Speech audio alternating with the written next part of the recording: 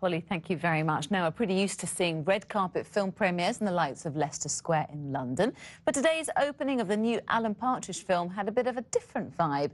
Alpha Papa, the new Alan Partridge film, was shown in Anglia Square in Norwich, of all places. The film sees the radio DJ in a hostage situation, and already it's had some rave reviews. Here's a quick clip. Do you suffer from any nervous conditions, such as panic attacks? Do I look like I suffer from panic attacks? I've had one panic attack in a car wash. It was a perfect storm of no sleep, no wife, and angry brushes whirring towards me. By the time the giant hairdryer came on, I was in the footwell. Does the idea of weaponry trouble you? No, I've fired several rifles. I've fanfares and won prizes, but I've never fired one in anger or at a cat. Well, we were at the premiere, and Steve Coogan was there in character, of course, and he spoke to our Dominic Reynolds. Norwich has spoken with one voice, and it said your name. How do you feel about that strength of feeling that's brought you home? Humble.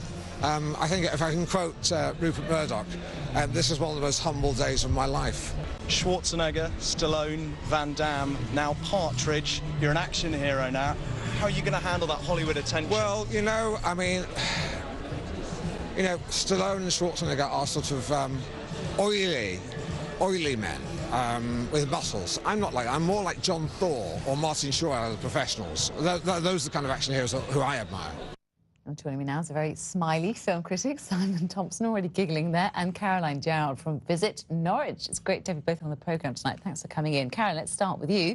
A big day for Norwich. How did the premiere go? It was great. It was really good fun. It was a beautiful day and so many people around, and all around Anglia Square it had been decorated. There was a great new piece of graffiti there and a big Welcome Alan Partridge sign. So how does it scrub up to Leicester Square? Because that's, of course, we know the home of film premieres in this country. Did it give it a run for the money, do you think? I think so, yes. It just worked really well. It was just the right place to do it. And very kind of him to do that, don't you think? Because I think he was responding to fans' requests, wasn't he?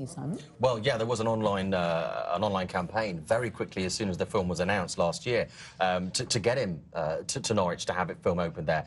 And I think even if there hadn't been a campaign, to not have had this first premiere in Norwich would have been an absolute crime. So what's the film like? You've seen it, haven't you? I have. I got to see it yesterday, actually, and it's surprisingly very funny. There's a big risk when you take... Why surprisingly? Well, here's why. Because when you take a hit TV show and a hit comedy character that we all love, Alan Partridge, we've only seen him in 30-minute pieces, which are very funny shows. There's a big risk when you take stuff like this and you turn it into a 90-minute movie that the joke isn't going to last for those 90 minutes. In-Betweeners didn't work. Keith Lemon was a massive flop. He's hugely popular on TV.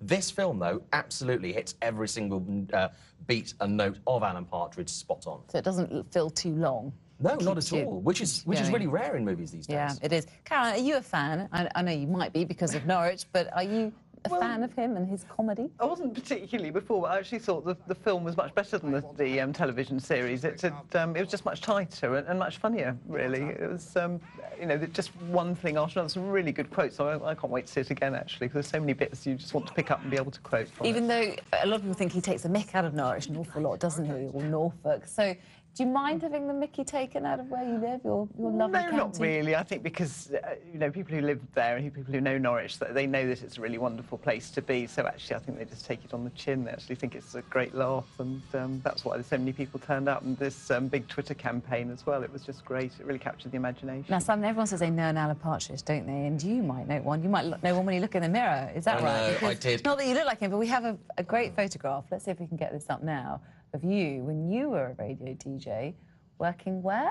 Yeah, that was at SGR, SGR FM at Ipswich. Where are you? Hang on, I'm the guy left. with hair on well, there's three of those. Yeah, well, the smaller guy in glasses with the terrible waistcoat and tie. Oh, nice waistcoat. Yeah, I'm amazed I didn't get actually arrested for crimes against fashion for that. And I love that kind of ironic look with your eyebrow you do. I know, I don't know what I was thinking of, but it probably wasn't very good. Yeah, I mean, I worked in local radio in East Anglia for many years in the 90s, and, it was a great part of that. People do connect to these local radio personalities, and they become sort of local celebrities, and Alan Partridge is the greatest example of that. Are there real-life Alan Partridges in Norfolk or Norwich? Have you met any?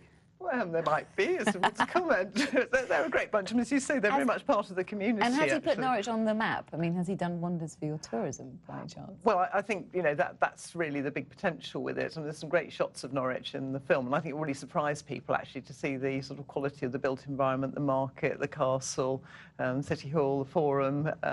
You know, just really shows Norwich off well. And there's a walking tour as well they've created Yeah. off the back Ooh, of very this. So you nice. can literally walk in the shoes of Alan Partridge. And just very briefly, I'm sure the one-liners are great, but the music's good too as well, or interesting to say the least, Simon, just briefly. It is. I mean, there's a lot of classic cheesy radio hits in. I mean, I think Roachford, his cuddly toy, is going to go straight back into the iTunes chart off the back of this movie.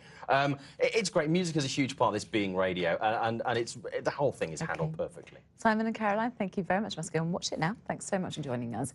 Well, that is it from us on the day that the new royal baby was named.